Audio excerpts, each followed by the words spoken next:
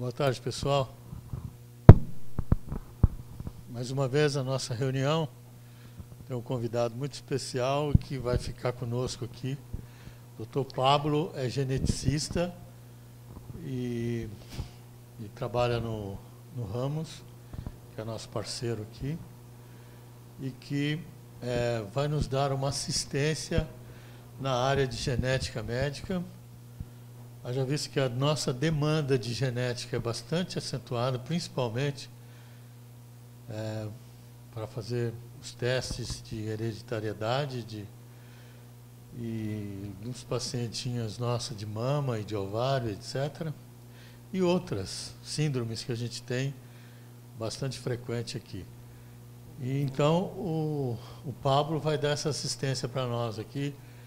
Haja visto que o Danilo, ele está lá no Mato Grosso, está com a família dele e não tem previsão de voltar.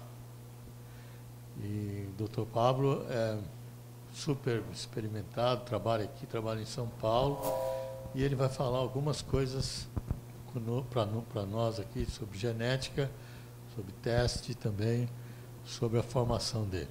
Pablo, por favor. Obrigado a todos. Está dando certo a gravação aí? Então tá bom. Bom, obrigado, Dr. Medina, obrigado pessoal do Ramos.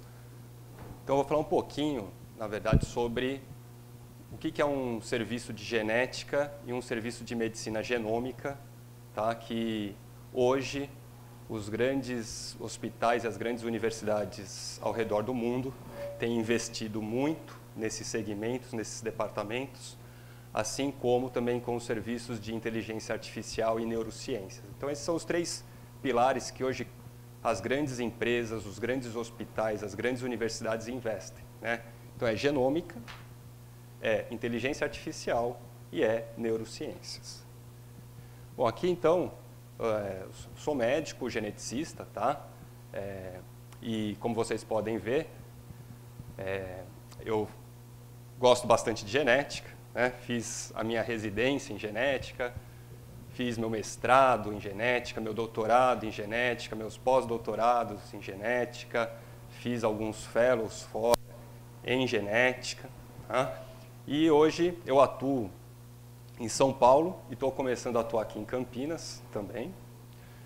E lá em São Paulo eu sou um dos coordenadores do Serviço de Medicina Genômica do Hospital Beneficência Portuguesa de São Paulo, tá?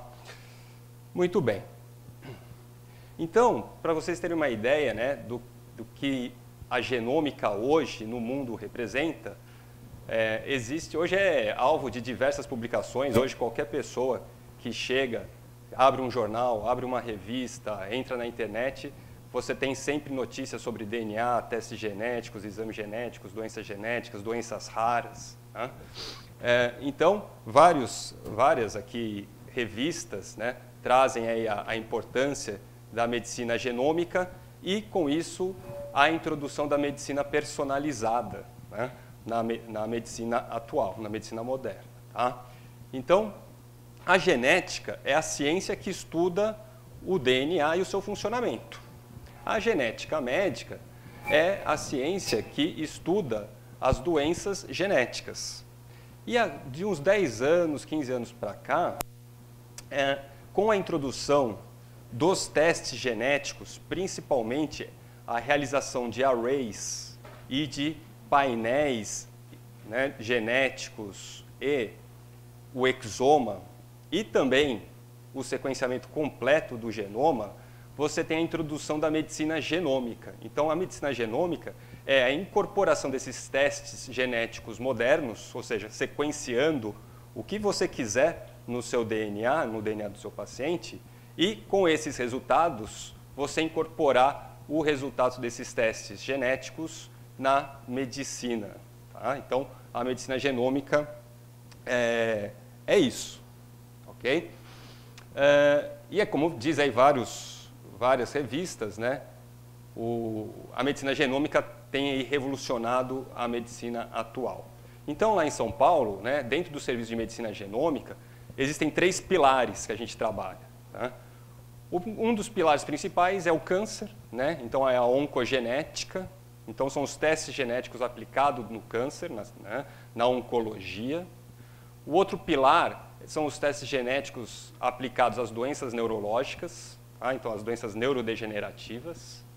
E o terceiro pilar, que a gente trabalha também, são os testes genéticos na cardio, nas doenças cardiovasculares, que não são as 3 doenças que mais afetam e matam pessoas ao redor do mundo. As doenças cardiovasculares, o câncer e as doenças neurodegenerativas. Então, dentro da medicina genômica, a gente trabalha com esses 3 pilares, que seriam o teste genético incorporado nessas 3 grandes áreas da medicina.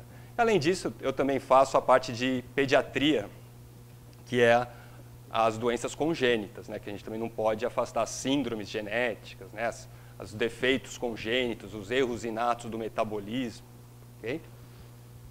Bom, então, como você pode ver, a genética ela cada vez mais vai se incorporando e vai formando um sincício com as outras especialidades médicas. Então, é muito comum, lá no serviço de medicina genômica, a gente trabalhar com o pessoal da reprodução humana, com o pessoal da obstetrícia e medicina fetal. Então, hoje, para vocês verem, as pessoas já são testadas e nem nasceram ainda. Elas são testadas dentro ainda da barriga da mamãe. Então, quantos testes genéticos a gente não solicita para as grávidas, para os fetos, com suspeita de defeitos congênitos, doenças genéticas. Ou mesmo, já são até selecionados.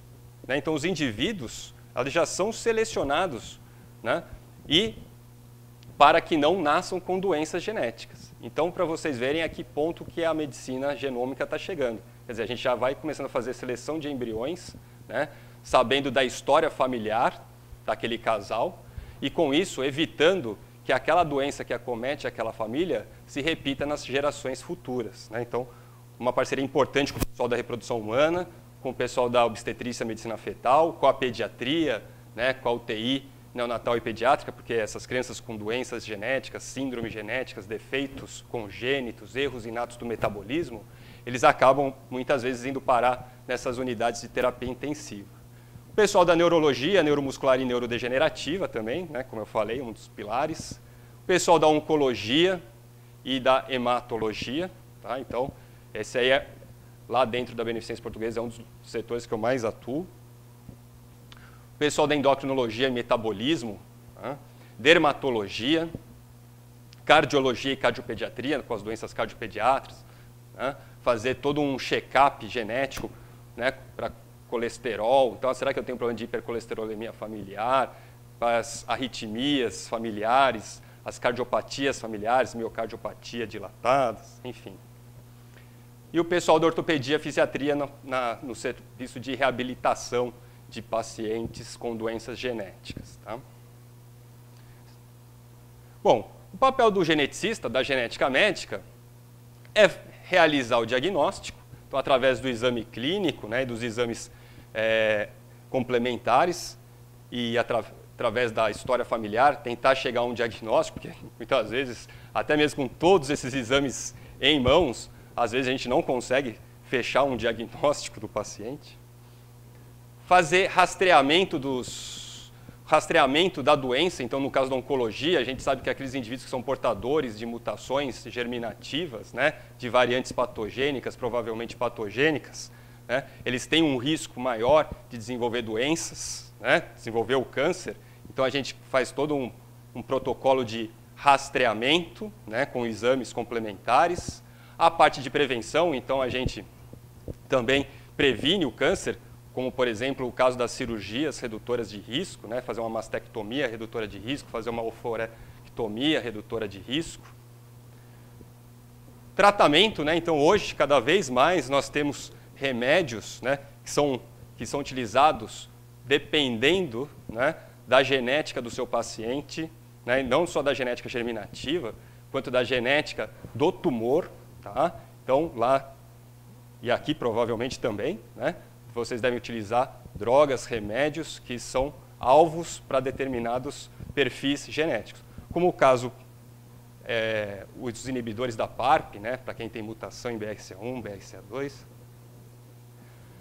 A medicina personalizada e o check-up genômico. Tá? Então, a gente pode fazer tanto o sequenciamento completo do genoma, quanto o exoma, quanto alguns painéis para fazer uma medicina mais personalizada, que é a famosa medicina 4P, né?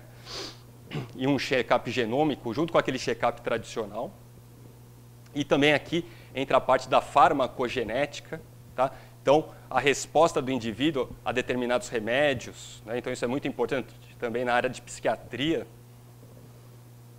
O aconselhamento familiar, então acho que aqui é um dos papéis chaves do geneticista, né?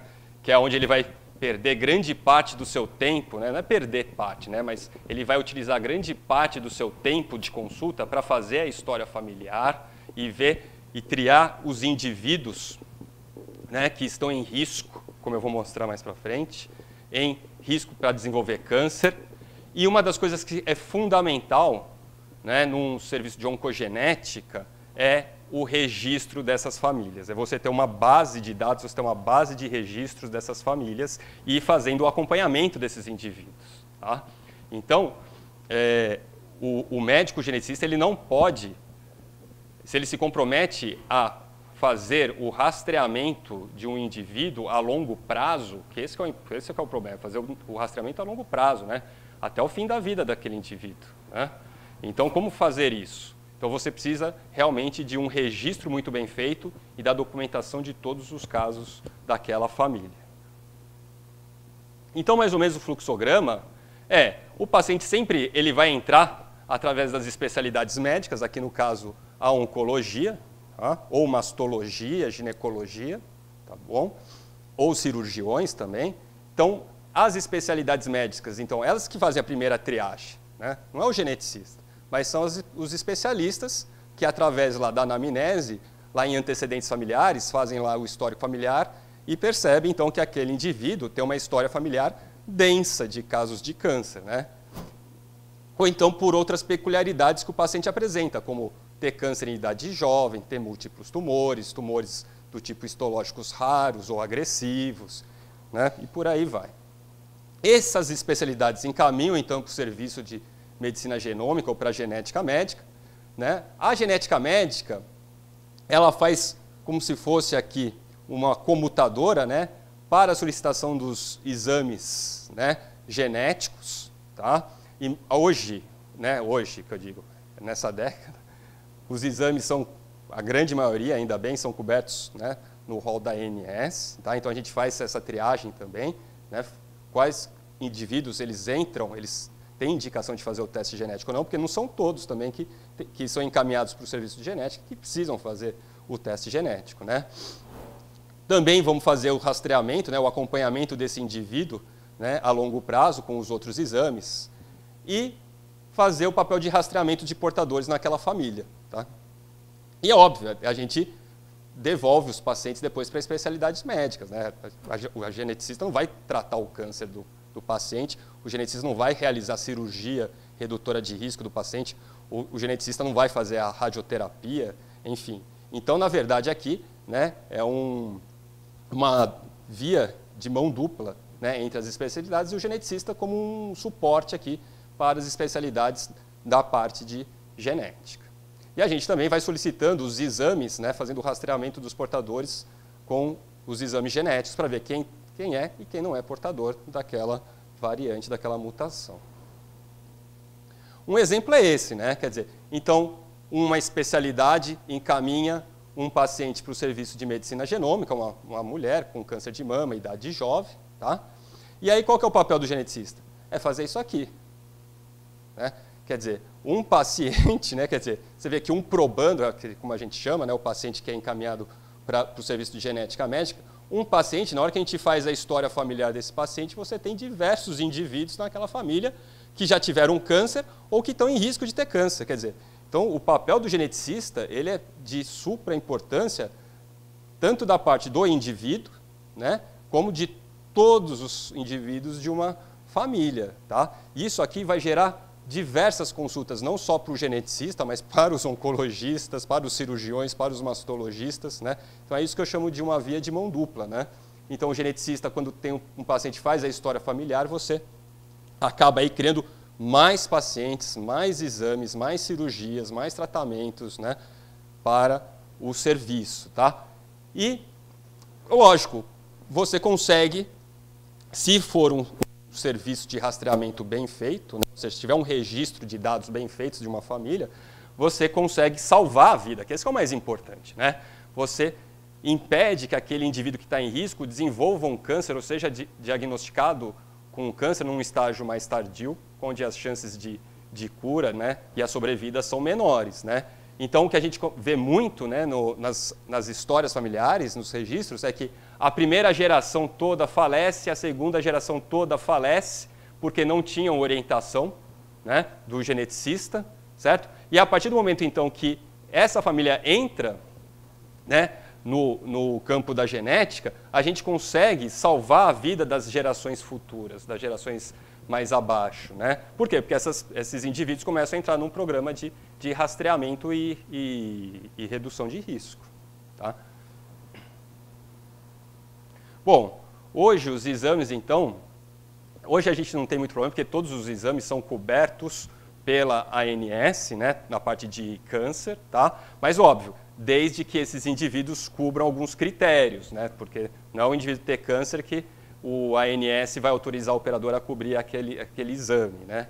E hoje a gente tem, então, síndromes de predisposição hereditária ao câncer que são cobertos, né? Síndromes dismórficas, doenças neurológicas, as hematológicas e as pulmonares, né? Você vê que cardíaca não entra no rol, né? As cardiopatias familiares, hipercolesterolemia familiar, esses genes, eles infelizmente ainda não estão no rol da ANS, né? Mas, antes pouco do que nada, né? Então, a gente tem aí 147 exames disponíveis. A gente tem por volta aí de mais de 6.000 doenças genéticas diferentes. Quer dizer, então você vê que a gente falta muito aí para a gente ter a cobertura total de todas as doenças genéticas. Mas tá bom. Vamos lá, aos pouquinhos a gente vai. E aqui estão todas os genes, né, e as síndromes genéticas que aumentam o risco para câncer, que estão cobertos no rol da ANS, né?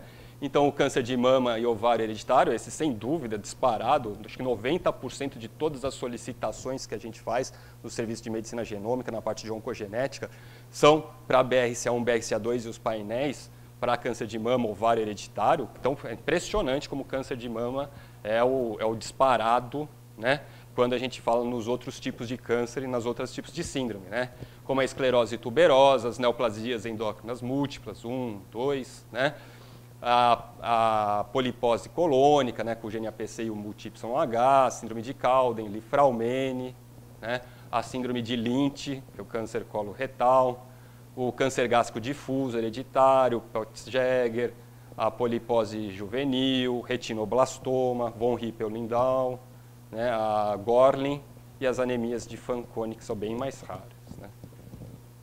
Tá? Então, você vê que, pelo menos na parte de câncer, né, o rol da ANS ele cobre, né, praticamente aí as síndromes de predisposição hereditária ao câncer. Embora, veja, aqui, eu contei aqui, mas na verdade tem 16 testes, tá? A gente tem mais de 300 síndromes de predisposição hereditária ao câncer. Mais de 300. Aqui, mesmo o painel da ANS cobre aqui uns 18 síndromes, tá? Umas 18 síndromes, tá? Então, é óbvio, são as mais comuns, né?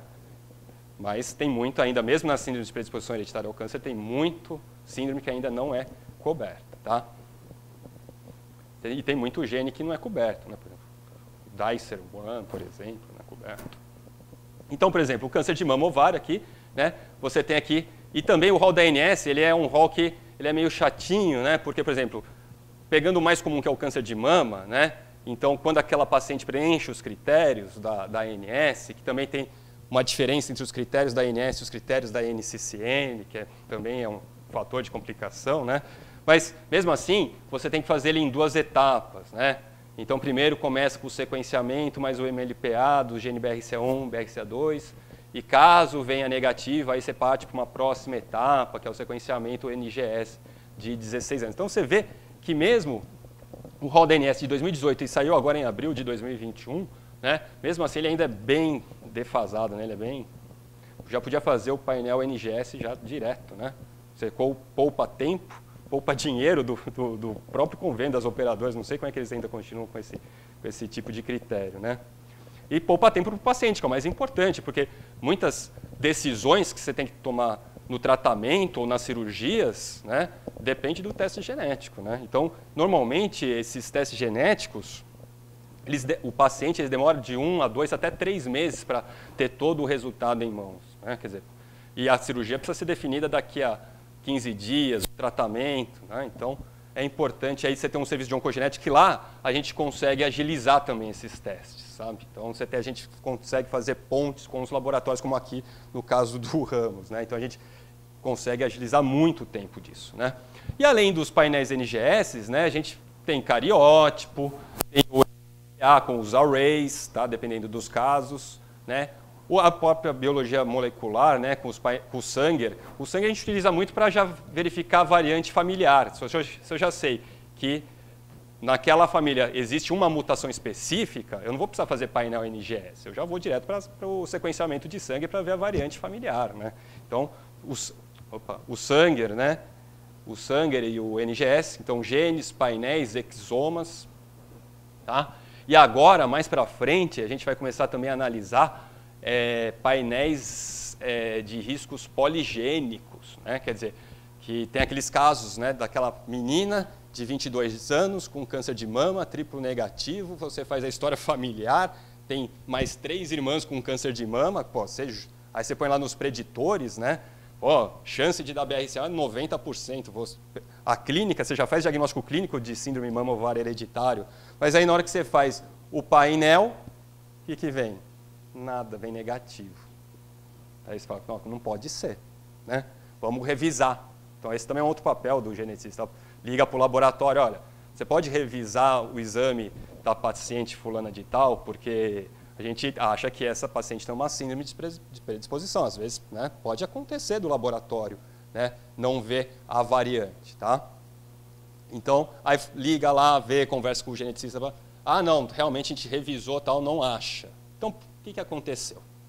Né? Então, esses indivíduos têm devem ter um risco poligênico muito elevado. Eu apresentei um artigo falando que, dependendo do risco poligênico, ele se assemelha aos riscos de uma variante patogênica monogênica, num gene BRCA1. Tá? Então, o ideal é que a gente associe os preditores, como o Tyrer Cuzick, né, esses preditores em software, né, os testes monogênicos e os riscos poligênicos. Aí você vai ter um belo aconselhamento genético de risco para aquele indivíduo e para aquela família. Tá? Os exames de imagem são sempre importantes na oncogenética, né, radiografias, ultrassons, TC, ressonância, então todos os protocolos, colonoscopia, endoscopia, né, avaliação de dermatologista é super importante, no caso de melanoma, né, tem várias síndromes que dão câncer de pele, né? Então são vários exames, vários encaminhamentos para as outras especialidades, como aquela ponte que eu mostrei, né, aquela via de mão dupla, né, e outros exames, então dosagem de PSA, dosagem de hemograma, enfim, CA 125, CA 19.9, enfim, por aí vai. Tá? Então é isso.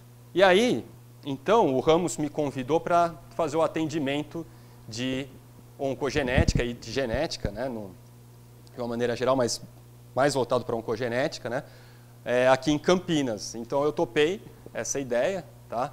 E aí a gente está montando um ambulatório de medicina genômica, de genética médica e medicina genômica, tá? Aqui em Campinas, onde eu vou fazer o atendimento toda quarta-feira à tarde, tá? Lá no Cambuí, tá bom? Se alguém se quiser tirar alguma dúvida, quiser pegar meu contato, tá? Sobre paciente, sobre exame, quero discutir um caso, tal. Como eu gosto de genética, eu discuto bastante casos, tá? Lá a gente discute bastante casos, tá? Que não é fácil, né? Nossa, paciente com câncer e com uma síndrome genética associada, se gera muitas dúvidas, porque como são síndromes raras, os protocolos, quando é mama-ovário, tem protocolos muito bem definidos, né? Então faz isso, faz tais exames de tanto em tanto tempo, pode fazer isso, pode não fazer aquilo. Mas quando você pega uma síndrome mais rara, né, aí não tem protocolo muito bem definido. Peguei uma paciente com uma mutação no gene RAD51C. Poxa, o que eu faço? Qual que é o risco de ter câncer de mama? Qual que é o risco de ter câncer de mama? Eu peguei um paciente com uma mutação multi-YH em heterozigose. Aumenta risco? Não aumenta, né? Então, Sempre é importante discutir casos, né? Então aqui está o meu e-mail, meu telefone, mesmo o WhatsApp. Aqui também os telefones do Jonathan, né? Gerente comercial, e da Silvia, Helena, do comercial também. Tá bom? Obrigado. Acho que era isso, bem rápido, né, também.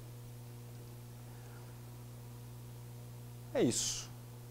Ok, Pablo. Se alguém tiver dúvida, né? Se alguém tiver perguntar. Alguém tem alguma dúvida, alguma pergunta, algum questionamento?